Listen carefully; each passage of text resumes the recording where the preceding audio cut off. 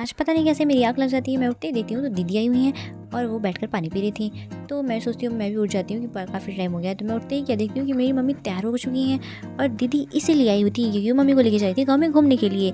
तो वो दोनों तो जा चुकी हैं घूमने के लिए और मेरा हेयर स्टाइल देखिए काफ़ी फ़नी है। आज का मौसम इतना ज़्यादा अच्छा है ना, तो इसी बात पर मैं आपको एक मैजिक करके दिखाती हूँ। तो 1 2 एंड 3 गो। तो देखा आपने, बन गई ना मैं एक मैजिशियन। तो मुझे बहुत ऐसे प्यास लगी हुई, मैंने अभी तो पानी नहीं पिया है, तो मैं जा रही हूँ पानी पीने के लिए। ओके पीकू, और मेरा बेटा पीकू काफ़ी मेरी प्यारी और क्यूट पीकू है।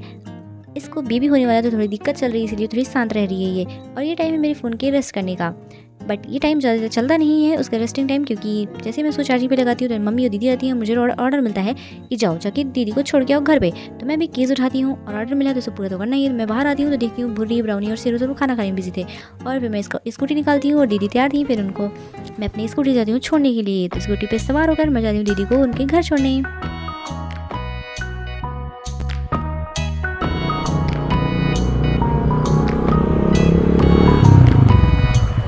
जब मैं घर पहुंचती हूँ तो देखती हूँ कि यहाँ पे मंडल मेरे इस वक्त में बिजी है, और फिर मैं वहाँ जाती हूँ मुझसे मिलने। से मिल लीजिए व्योम, लाइक करो, सब्सक्राइब व्योम सिंह ठाकुर।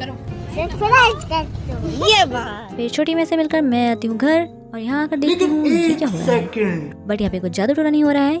चिराग जला रही थी मम्मी और लाइट जलाना भूल जाती हैं। तो फिर मैं मंदिर में चर्च पर जाती हूँ और फिर बजे में महिमा आ जाती है माही को लेने के लिए, उसके कपड़े लेने। हीरो होंडा तैयार है, ड्राइवर भी तैयार है, सवारी बैठ चुकी है। जाओ बेटा का खुश रहो डंडा।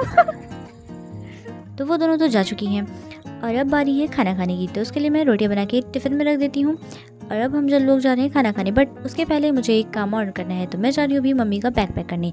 क्योंकि मम्मी जा रही है गोरखपुर फिर से अपने बहू और बेटे के पास। तो चलिए इस पचे हुए बैग को फुला देते हैं। तो ये खा पी के मोटा हो चुका है, और मेरी माता जी हमेशा मुझे अकेले छोड़कर चली जाती हैं। और आप लोग भी मेरे चैनल को सब्सक्राइब नहीं कर रहे हैं, इसलिए मैं किसी से बात नहीं करूँगी। भैया के लिए गिफ्ट भी जाता है, और फिर हम लोग खा पी के सो जाते हैं। तो मैं जा रही हूँ सोने। राधे राधे।